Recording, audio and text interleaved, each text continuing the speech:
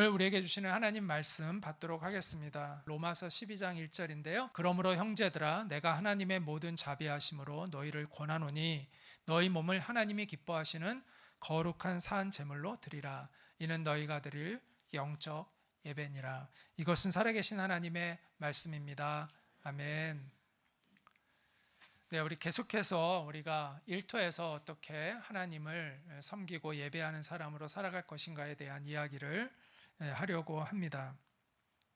이 일과 이 예배라는 이 주제를 우리가 다룸에 있어서 가장 기본적으로 알아야 할 것이 뭐냐면 이 아바드라는 히브리어를 이해하는 겁니다.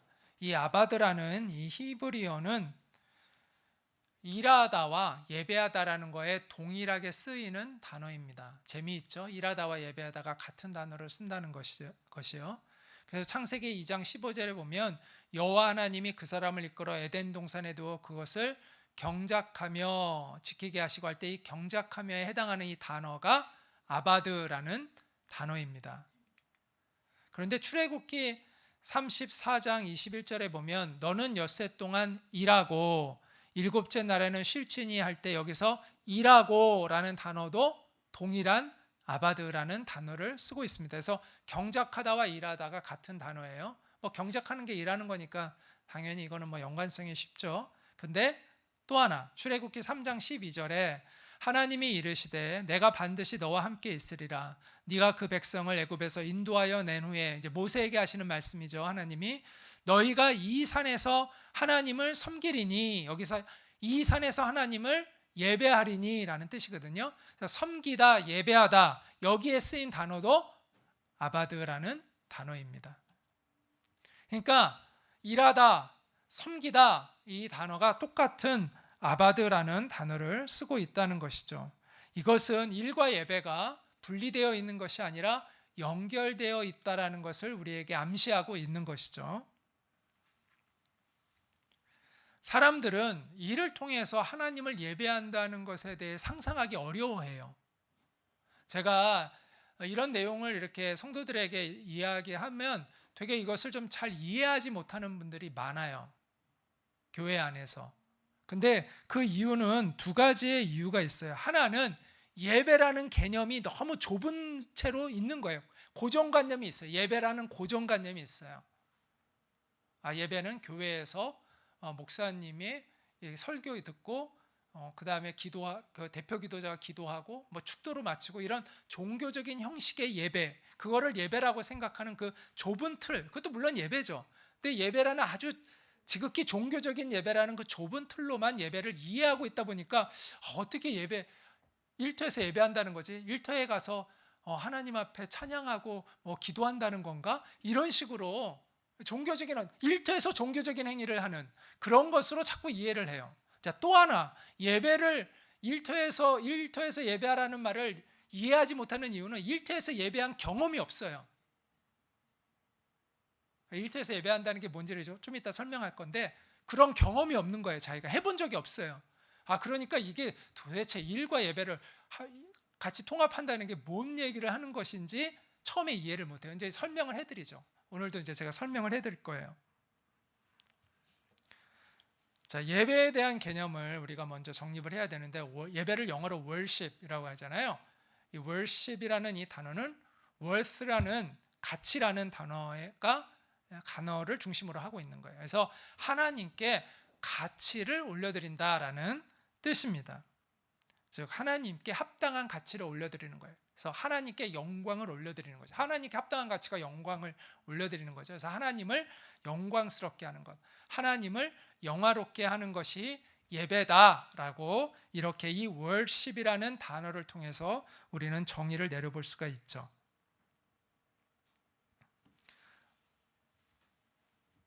우리는 성소에서 하나님을 예배하고 예배함으로 하나님을 영화롭게 할 수 있습니다. 우리가 성소에서 하나님을 예배하고 섬김으로 하나님을 영화롭게 할 수 있어요. 또한 일상에서, 다시 말해서 세상에서, 우리가 일하는 일터에서 하나님의 뜻을 받들어 일함으로써, 자, 하나님의 뜻을 받들어 일함으로써 일하는 겁니다. 거기서 뭐 기도하고 뭐 말씀 읽고 요 차원이 아니라, 물론 그것도 중요한데 그것도 나중에 같이 포함되어 있지만, 일함을, 하나님의 뜻을 받들어 일함으로써 하나님을 영화롭게 할 수가 있는 것입니다. 그래서 그 앞에 것을 성소의 예배, 교회에서 드리는 이 예배를 성소의 예배라고 말할 수 있고, 이건 제가 그냥 이렇게 개념을 그렇게 정립을 한 거예요. 그 다음에 흔히 이제 일상의 예배라는 말은 많이 씁니다. 그래서 성소의 예배와 일상의 예배가 균형을 같이 맞추어야 된다는 거예요. 조화를 이루어야 된다는 거예요. 근데 안타깝게도 많은 성도들이 일상의 예배에 대해서 무지해요. 성소의 예배는 알고 있는데, 경험하고 있는데, 일상의 예배는 무지해요. 근데 그것은 이스라엘이 영적으로 실패했던 길을 또 가는 거예요. 자, 보세요. 이스라엘 백성들이 하나님의 진노를 샀던 이유가 예배를 안 드렸기 때문이에요? 성소에서? 아니요. 그들은 성소에서 예배 드리는 거에 철저해요. 때마다, 안식일마다, 절기 때마다 계속해서 그들은 예배를 하나님께 예배했어요. 끊임없이 성소에서 예배가 드려졌어요. 그런데 왜 하나님께 심판을 받은 거죠? 그렇게 열심히 종교적 예배를 드렸는데 일상의 예배가 무너져 있었기 때문입니다. 그 일상의 예배가 무너져 있다는 게 무슨 의미예요? 저울을 속여서 비즈니스를 했어요. 억울한 사람들이 생기도록 재판을 했어요. 돈 많은 사람 봐주고, 권력 있는 사람 봐주고, 가난한 사람들은 갖다가 감옥에 집어넣고. 지금도 법이 많이, 뭐 그래도 지금 민주주의 사회니까 많이 좋아졌다고 하지만 아직도 법이 그렇게 공평하게 안 느껴지잖아요. 그땐 더 심했죠. 고리대금으로 가난한 사람들을 착취했어요. 그리고 고아와 과부들을 멸시했어요. 이처럼 일상에서 하나님을 예배하지 않는 그들을 향해서 하나님은 진노하셨습니다. 그리고 이렇게 말씀하셨습니다. 헛된 재물을 내게 다시는 가져오지 말아라. 분향은 하나님께 향을 피워 예배하는 거죠. 내가 가증히 여기는 바예요. 너희가 나에게 이렇게 예배드리는 게 나는 가증스럽다. 월삭은 매월 첫날 초하루에 예배 제사를 드리는 걸 얘기합니다. 안식일 날 모이고, 너희가 큰 집회를 열어서 모이는 것도 내가 견디지 못하겠다. 그래서 거룩한 성회, 그런 종교적인 모임이죠. 모임과 아울러 너희가 악을 행하는 것을 내가 견디지 못하겠노라. 이렇게 하나님 말씀하셨다는 거예요. 따라서 지금도 우리가 아무리 예배당에서 하나님을 열심히 찬양과 경배를 올려드린다 할지라도 일상에서 우리가 하나님의 뜻을 거역하는 삶을 살고 있다면 하나님은 우리가 올려드리는 이 종교적인 예배를 기뻐하지 않으신다는 것입니다. 자, 그렇다고 해서 여러분 오해하면 안 되는데, 그럼 성소의 예배는 필요가 없다. 뭐 어차피 일상에서 예배하면 된다, 이런 얘기를 하는 것은 절대로 아닙니다. 하나님은 성전에서 예배하도록 명령하셨잖아요. 모임을 하라고 명령하셨어요. 안식일 날 하나님을 또 기억하며 하나님 앞에 있으라고 명령하셨어요. 그러니까 그게 필요 없다는 게 아니에요. 하나님은 그것을 또한 명령하셨어요. 그런데 또한 하나님은 성전 밖에서도 하나님의 뜻대로 살아가도록 명령하셨어요. 그래서 우리가 그 둘의 조화를 이룰 때 하나님이 기뻐하시는 예배자가 될 수 있다라는 것이죠. 자, 성경의 인물 중에서 예배하면 최고의 인물, 떠오르는 인물이 있어요. 누구죠? 다윗이죠. 다윗만큼 예배를 사모했던 사람이 없어요. 다윗은 이렇게 고백해요. 내가 여호와께 바라는 한 가지가 있는데 그것을 내가 구하겠다. 그건 내가 내 평생에 여호와의 집에 살면서 여호와의 아름다움을 바라보며 그의 성전에서 하나님을 사모하는 그것이라. 내가 정말 늘 예배만 드리면 좋겠다. 이렇게 다윗은 고백했던 사람입니다. 그래서 다윗이 예루살렘 성에 자신의 왕궁을 짓고 나서 하나님을 예배할 장막을 만들고 거기에 언약궤를 가지고 오죠. 그때 다윗이 덩실덩실 좋아서 춤을 추었다라고 합니다. 그리고 다윗은 레위인들을 중심으로 해서 예배팀을 만들어서요, 주야로 하나님을 찬양하게 했습니다. 찬양대를 만들어서 하나님을 찬양하게 했는데, 이 다윗의 장막을 모델로 해가지고 오늘날 24시간 365일 예배팀이 돌아가면서 계속 온종일 예배하는 그 찬양팀들이 있어요. 미국에도 있고 그것도 한국에도 그런 영향을 받아서 지금도 있는지 모르겠지만 한동안 그게 또 그렇게 한 적이 있어요. 그런데 다윗의 장막에서 이제 그들은 이제 이 다윗의 장막에서 이제 그 이야기, 다윗의 장막 얘기를 하면서 이제 그것을 이제 모델로 해서 하는데, 다윗의 장막이 24시간 예배를 드렸다는 건 확증할 수가 없어요. 단지 그 역대상 25장에 보면 24개의 예배팀을 구성했다라는 것이 나와요. 그런데 24시간을 1시간씩 돌아가면서 그 24팀이 돌아가면서 계속 찬양을 했다라고는 확증이 안 나와요. 한 가지 확실한 거는 자주 찬양했다는 건 맞아요. 그리고 낮에도 찬양을 했고 밤에도 찬양을 했다는 것까지는 분명해요. 그래서 주기적으로 자주 낮에도 밤에도 이렇게 찬양팀이 돌아가면서 찬양을 한 것은 분명한 사실입니다. 그런데 우리가 기억해야 할 것은 다윗이 이처럼 예배를 사모하고 종교적인 예배를 사모했다 하더라도 다윗이 24시간, 설사 24시간 돌아갔다 하더라도 그 시간 계속해서 다윗은 성막에 있었을까요? 성소에 있을 수 있을까요? 없었겠죠. 없었죠. 우리가 그런 집회가 지금 있다 하더라도 우리가 24시간 그곳에 있을 수 있습니까? 없죠. 그러니까 개인은 계속 성소에 있을 수는 없어요. 다윗도 마찬가지예요.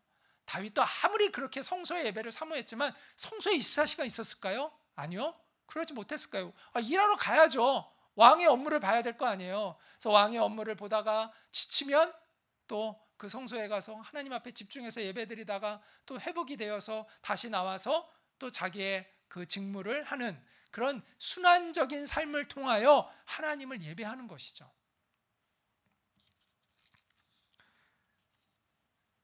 그래서 일상의 예배와 세상에서의 그 일하는 그 예배와 또 성소에서의 종교적 예배가 순환되면서 우리가 하나님을 24시간 예배자로 살아갈 수가 있는 거예요.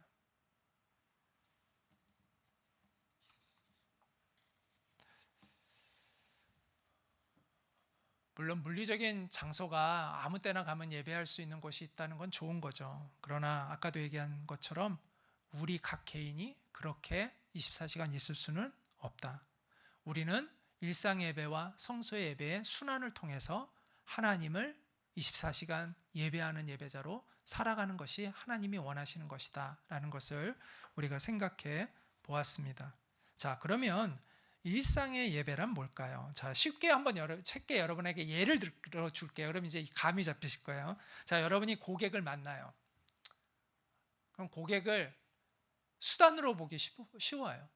저 사람 하면 내가 수당이 얼마 생기고 이런 식으로 이게 계산이 나오고 사람을 수단으로 여길 수도 있어요. 그런데 이거 하나님이 기뻐하시는 게 아니잖아요. 사람을 수단으로 여기는 거 하나님이 기뻐하시는 게 아니잖아요. 영혼을 소중히 여겨야지. 우리는 영혼을 소중히 여기는 그런 사람이 돼야지. 그게 우리의 모토고 우리가 그렇게 해야지. 하나님이 우리에게 그걸 원하시지. 그래서 그 마음을 고쳐먹고 내가 이 사람을 나의 어떤 이익의 대상으로 보는 게 아니라 순수하게 그를 섬겨야 되겠다.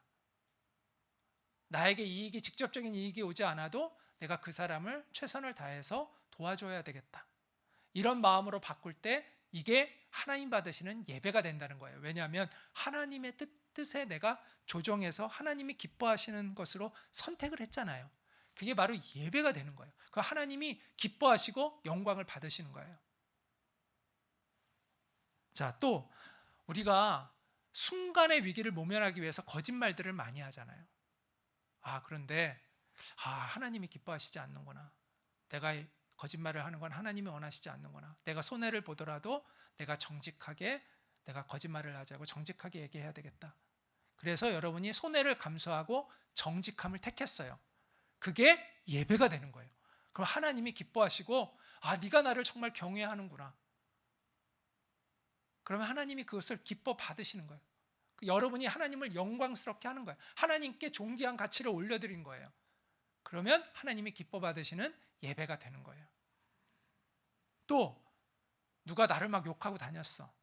그럼 나도 그 사람을 욕하고 싶은 마음이 굴뚝 같고 막 그래요. 그런데 하나님이 이게 원하시는 게 아니구나. 그 사람은 나한테 그렇게 대했어도 성경에 선으로 악을 이기라고 하셨으니까 내가 그 사람에게 똑같이 대하지 않고 내가 그를 용서해야 되겠다. 나는 잠잠해야 되겠다. 이렇게 마음을 먹었어요. 그럼 그게 하나님이 받으시는 예배가 되는 거예요. 이게 일상의 예배예요. 자, 이제 여러분이 일상의 예배를 좀 이해하시죠? 네, 이제 이해하셨는데, 그럼 일상의 예배를 잘 드리게 될까요? 네, 머리로 이해하는 것과 이게 일상의 예배를 잘 드리는 게 또 좀 달라요. 근데 이 종교적인 예배는 여러분 지금 다 수동적이잖아요. 지금 앞에서 저만 떠들고 있고 여러분들은 다 앉아가지고 무슨 생각을 하는지 제가 알 수가 없어요. 그러니까 여러분들은 지금 굉장히 수동적으로 예배에 참여하고 있어요. 그렇죠? 어쩔 수 없죠. 여기는 종교적인 예배는 여러분이 수동적으로 참여하고 있어요. 자, 그런데 일상의 예배는 왜 어렵냐? 여러분이 종교적 예배는 수동적이어도 돼요. 그런데 일상의 예배는 여러분이 적극적이고 주도적이지 않으면 예배가 안 돼요. 그래서 어려운 거예요. 그래서 종교적 예배보다 일상의 예배가 어려워요. 왜냐하면 이게 수동적인 게 아니라 능동적으로 해야 되기 때문에. 그래서 훈련이 필요해요. 생각을 경영하는 훈련이 필요해요.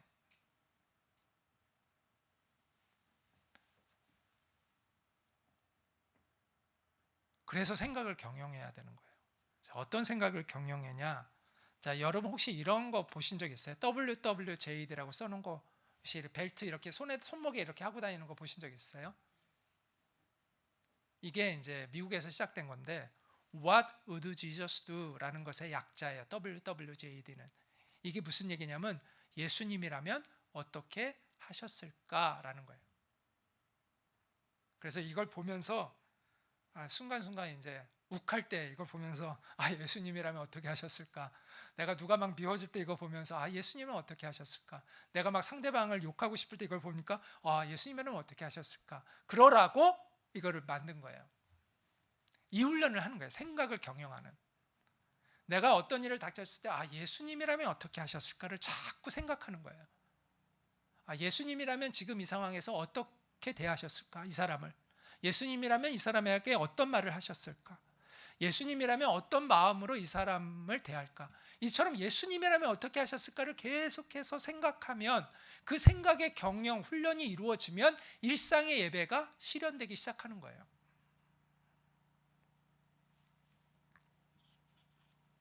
그래서 어떤 사람은 30분마다 알람을 울리게 했대요. 처음에 이게 안 돼가지고. 그래서 30분마다 알람이 울리는 거예요. 그 알람이 울릴 때마다 예수님을 생각하는 거야. 참 내가 정신없이 다른 생각만 하고 있었는데 때리름 울리면 예수님, 예수님이라면 지금 어떻게 하셨을까? 이런 생각을 했대요. 그랬더니 30분마다 알람을 울리게 해놨대요. 여러분 정 안 되시면 그것도 좋은 방법인 것 같아요. 그런데 처음에 30분씩 그렇게 알람을 울렸는데 나중에는 어느 정도 지나니까 그거 없이 계속해서 예수님을 중심으로 생각하면서 살게 되더라는 거예요. 하여튼 중요한 건 방법이 뭐 이렇든 저렇든 간에 중요한 건 예수님이라면 어떻게 하셨을까를 생각하면서 살아갈 때 우리는 일상에서 하나님을 예배하는 사람이 될 수 있다는 것이죠.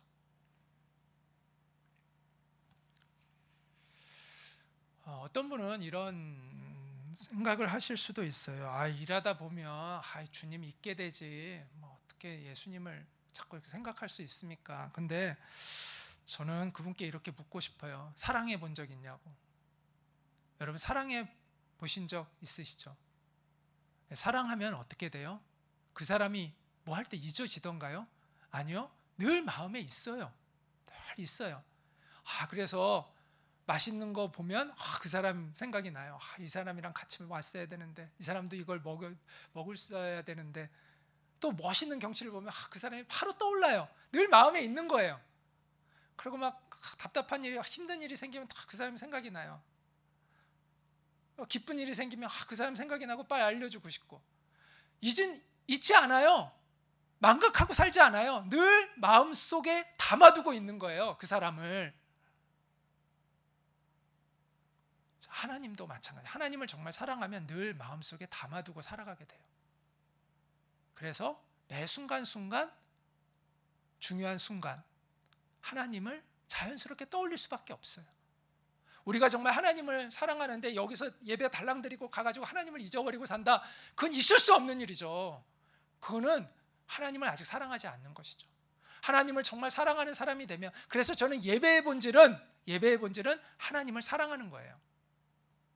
자, 하나님을 영화롭게 하는 것이 아까 예배의 정의라고 했지만, 사실은 저는 개인적으로 예배의 본질은 하나님을 사랑하는 거라고 생각해요. 하나님을 사랑하면 자연스럽게 하나님을 예배하게 돼요.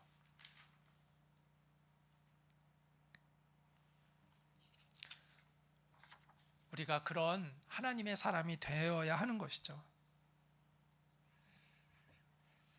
자, 지금까지 일상의 예배에 대한 강조를 했습니다. 이제 성소의 예배에 대한 이야기를 좀 할 차례인데요.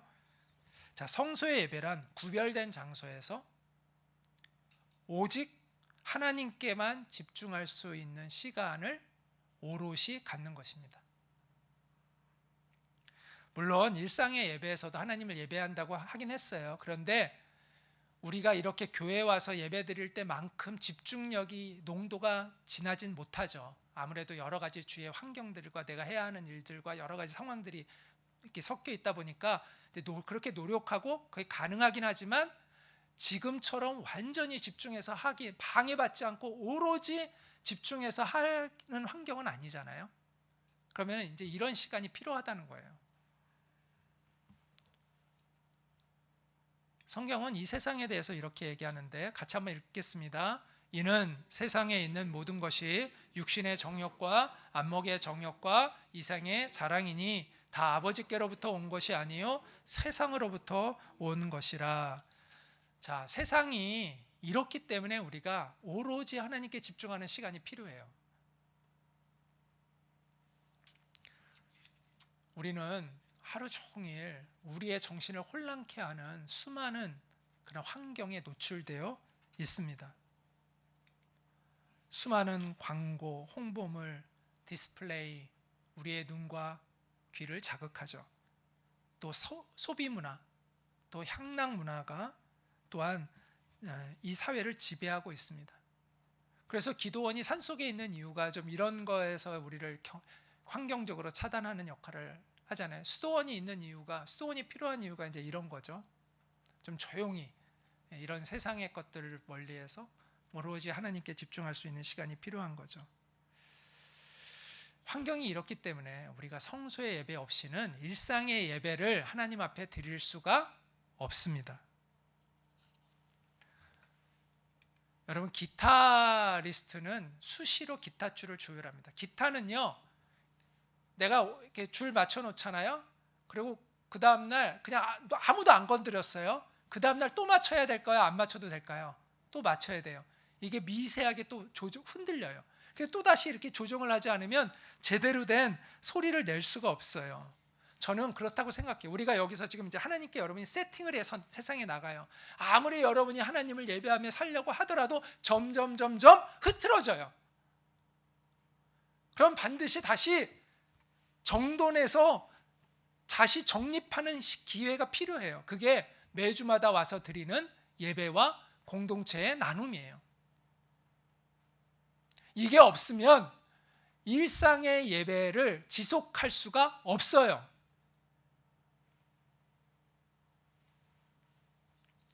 그래서 우리의 영혼은요, 오직 주님께만 집중하는 그러한 시간을 필요로 합니다. 그래야 혼미해진 정신이요 맑아지고요. 또 약해진 우리의 뜻이 다시 견고하게 세워집니다. 세상의 온갖 잡음으로 더럽혀진 우리의 귀가 깨끗하게 되고요. 또 정욕으로 더럽혀진 우리의 눈이 정결해져서 주님을 바라볼 수 있게 됩니다. 그래서 저는 이렇게 말씀드리고 싶어요. 한번 따라해 볼까요? 성소의 예배는 일상의 예배를 위한 산소와 같다. 예. 여러분, 산소가 계속 공급되지 않으면 호흡을 할 수 없고 살아갈 수가 없잖아요. 성소의 예배가 없잖아요. 일상의 예배는 시간이 흘러가면 곧 무너지게 되어 있습니다. 지속이 안 돼요. 아무리 여러분이 큰 영성을 가졌다 하더라도 곧 무너지게 됩니다. 그래서 성소의 예배가 산소와처럼 공급이 되어야 내가 생명력 있게 일상의 예배가 지속될 수가 있는 거예요. 자, 대표적인 성소의 예배는 무엇일까요? 바로 주일 예배입니다. 예.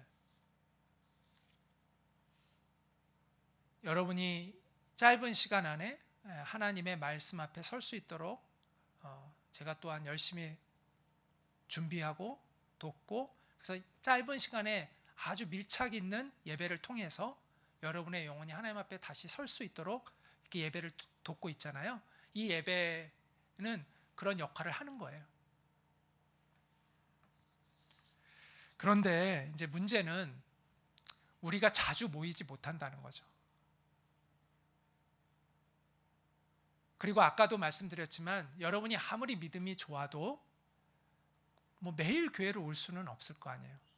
자, 그러면 우리가 어떻게 해야 될까? 이 성소의 예배, 주일날 예배도 중요하지만 개인의 성소를 회복해야 합니다. 개인의 성소. 개인의 성소가 부차적으로 여러분을 서포트해 주면, 여러분들이 개인의 성소를 회복한 상태에서 주일날 이 예배를 통해서 온전히 세팅되어져서 하나님 앞에서 다시 세상에 나가야 돼요. 그래서 개인의 성소가 회복되어 있어야 일상의 예배가 힘있게 돌아가요. 안 그러면 이제 많이 힘들어져요. 많이 무너져서 와서 다시 회복되고 가서 또 금방 무너지고 또 회복되고 이렇게 되는데, 성소의 예배가 여러분이 회복되어 있으면 이게 거의 이렇게 내려가지 않고 여러분의 영성이 계속 유지될 수가 있는 거예요. 저는 오늘날 많은 그리스도인들의 문제가 이 개인의 성소가 회복되어 있지 않기 때문이라고 생각해요. 저는 이거를 영적 홀로서기가 안 돼 있다라고 표현합니다. 자, 영적인 더불어서기와 영적인 홀로서기가 중요한데, 우리 드림의 학교 학생들도 제가 가장 염려하는 부분은 그거예요. 더불어서기는 너무 잘 돼 있죠. 공동체로 다 같이 성경 공부하고 맨날 말씀 듣고 묵상 나누고, 근데 과연 이들이 사회에 나갔을 때 혼자 할 수 있겠느냐? 과연 사회에서도 드림이 교회 공동체와 같은 공동체에 갈 것인가? 그렇지 않잖아요. 일반 대학 가고 일반 직장 다니면 여기와는 완전히 다른 환경 속에 들어가요. 자, 거기서 그들의 영성이 살아남으려면 뭐가 제일 중요하냐? 개인적으로 하나님의 말씀을 받는 훈련이 안 돼 있으면 다 무너지는 거예요. 그래서 영적인 홀로서기가 너무나 중요해요. 그래서 그렇게 훈련시키려고 많이 애는 써요. 그런데 뭐 이게 완전하지는 않죠. 과연 어떻게 될지 기도가 많이 필요한 부분이에요. 마찬가지예요. 우리도 개인의 성소가 없는 그리스도인들이 대부분이에요. 그러니까 개인적으로 하나님과 독대해서 하나님의 음성을 듣고, 그러니까 음성을 듣는 게 뭐 귀로 듣는다는 게 아니라 하나님의 말씀을 통해서 하나님의 마음을 받고 하나님의 뜻을 분별하고 하나님의 뜻대로 살아가는 사람이 거의 없다라는 거예요. 그런 훈련이 안 돼 있어요. 그래서 제가 큐티나 시편, 전에 큐티 한동안 했었잖아요. 그래서 큐티를 해야 된다는 이유가 그거예요. 사실은 성경 통독은 지식적인 부분이 많아요. 빠르게 그냥 이해하는 거죠. 스토리를 이해하는 것이지, 내 삶을 깊이 말씀으로 비춰서 그 말씀에 내가 직면해서 내 생각을 고치고 내 삶을 변화시키는 것으로는 한계가 있어요. 그래서 결국은 우리가 큐티로 가야 되는 거예요. 그리고 기도해야 되는 거예요. 말씀을 가지고, 그 말씀 가지고 기도하는 시간이 필요한 것이죠. 이게 잘 되어 있으면 세상을 이길 수가 있어요. 지금 일터에서요, 하나님의 사람으로 살아가는 모든 사람들은요, 개인의 성소가 있어요. 제가 능력 있게 하나님의 사람으로 일터에서 살아가는 사람들은 다 공통점이 있는데 방법은 좀씩 다 달라도 개인적인 성소가 있어요. 자, 이분은 이희돈이라는 이희돈 장로님이기도 하고 또 사업을 하신 분이기도 한데, 이분은 1998년에 38세의 나이로 그 세계 무역센터 있잖아요. 미국에서 그 9.11 테러 때 무너졌던 그 세계 무역센터의 최연소 이사가 되었던 분이에요. 그리고 2001년에 9.11 테러 때는 다행히 기적같이 살아남았어요. 자칫하면 그 그때 제가 정확하진 않은데 기억으로는 배탈이 나가지고 원래 회의 시간에 늦었대요. 그 덕분에 거기 있었으면 이제 돌아가셨을 텐데 살아남을 수 있었다는 간증을 제가 들은 적이 있습니다. 2002년에는 아시아인으로서는 최초로 부총재, 그 세계무역센터의 부총재가 되어서 화제가 되기도 했습니다. 이분은 이제 미국의 이민간 1세대잖아요. 1세대가 미국의 주류 사회에서 리더십을 갖는다는 게 쉽지 않잖아요. 그런데 그 자리에 올라간 것은 오로지 하나님의 은혜였다고 이분이 고백합니다. 자기는 공부도 그렇게 잘하지도 않았고 못했고 머리도 그렇게 똑똑하지 않았다고 해요.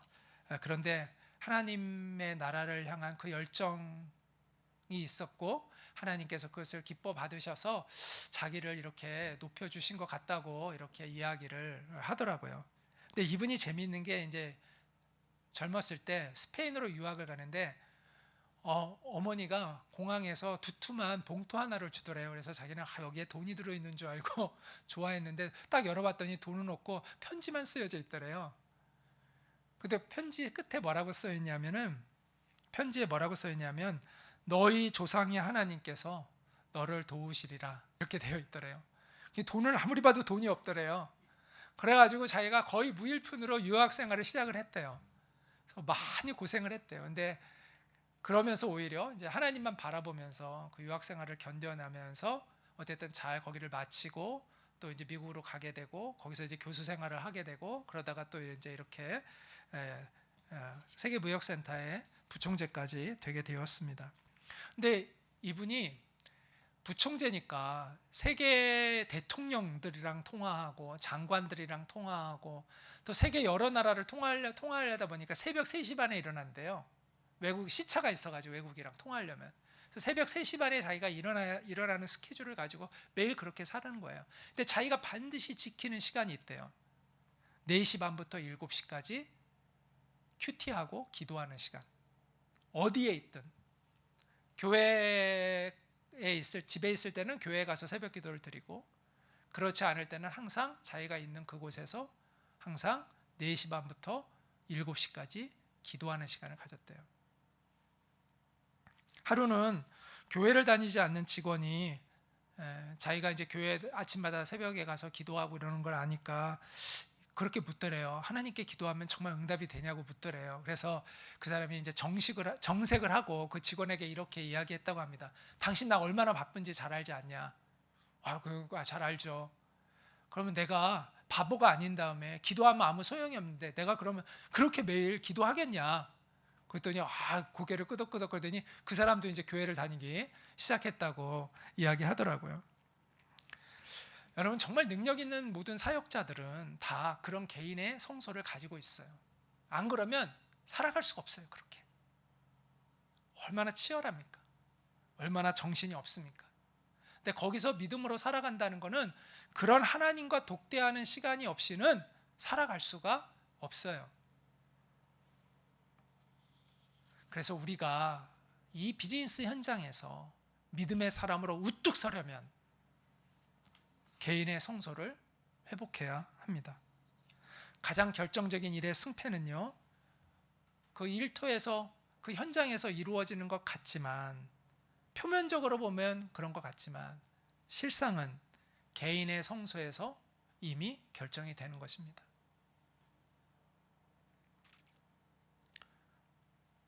여러분, 그 비밀을 아는 여러분 되시기를 주님의 이름으로 축복합니다. 결론적으로 성소의 예배와 일상의 예배는 다 중요합니다. 성소의 예배를 통해서 하나님을 깊이 만나십시오.